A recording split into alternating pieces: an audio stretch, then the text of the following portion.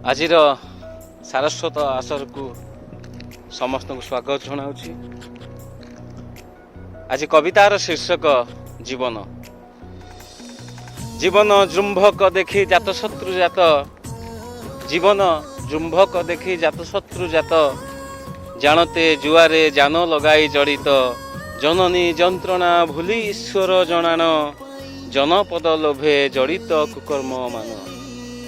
ସଂସାର ସର୍ବଦା ସର୍ଜନ ଶୂନ୍ୟ ସ୍ୱରୂପେ, ସରଳ ଶେଖର ଜୀବ ସୁରେଶ୍ୱର ରୂପେ, ଶ୍ରଦ୍ଧାରେ ବଞ୍ଚନ୍ତି ସ୍ମରି ସୁଧାଚାର ବାଣୀ, ସମ୍ବେଦନ ପଣେ ମଣିଷ ପଣିଆ ଠାଣି। ବେଳେ ବେଳେ ବିଶ୍ୱ ବିଷ ଭଳି ମନେ ହୁଏ, ବିଧି ବାମ ସାଜି ବିଦ୍ୱେଷ ବିତ୍ରତ ହୁଏ, ବାରମ୍ବାର ବ୍ରତ ବାଲିଚର ସମ ବ୍ୟାପେ, ତଥାପି ବାଲ୍ମୀକି ଅସମ୍ପୂର୍ଣ୍ଣ କେଉଁ ସାପେ।